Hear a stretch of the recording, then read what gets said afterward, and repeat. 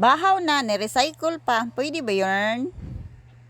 Hi guys! For today's video, ayan, nagsipag-sipaga naman ako kahit hindi ako masipag. Heto naman ako sa gawain na walang katapusan.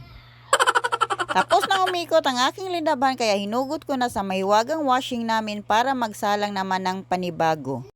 Binuklat ko dyan ang mga pantalon nila daddy baka sakaling may kayamanan na nakalimutan.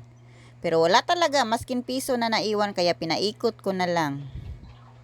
At bago tayo magsampay, syempre dughitin natin ang mga nakasampay dito para magamit ang mga hanger nila.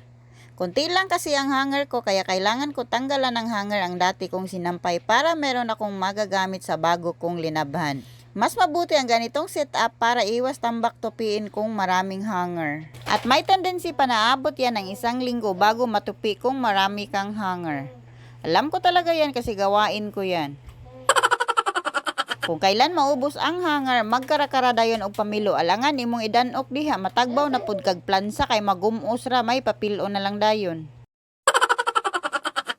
At pagkatapos kong magsampay, dito naman ako sa kusina namin at dahil maraming bahaw kaya naggayat ako ng bawang at saka carrots para isahog sa kaning lamig. Napakaganda ng carrots kaya kinagatan ko bago gayatin.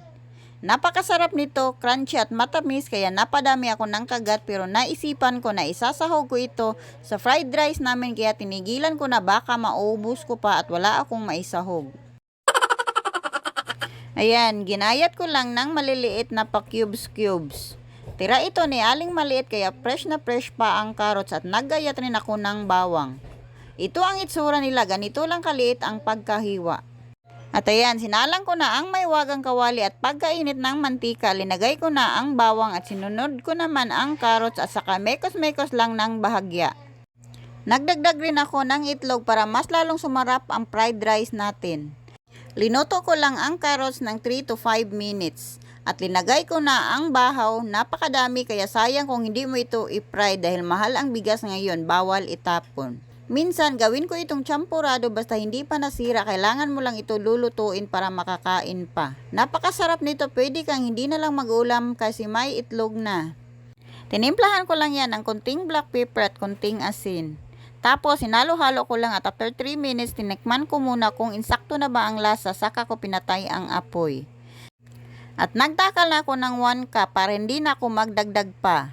At dahil mainit, binungkag ko na lang.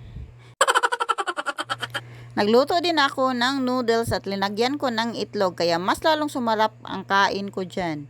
At yun lang muna for today. Kung umabot kayo sa video ko hanggang dito, pa-like and share naman at pa-follow na rin. Yun lang. Salamat!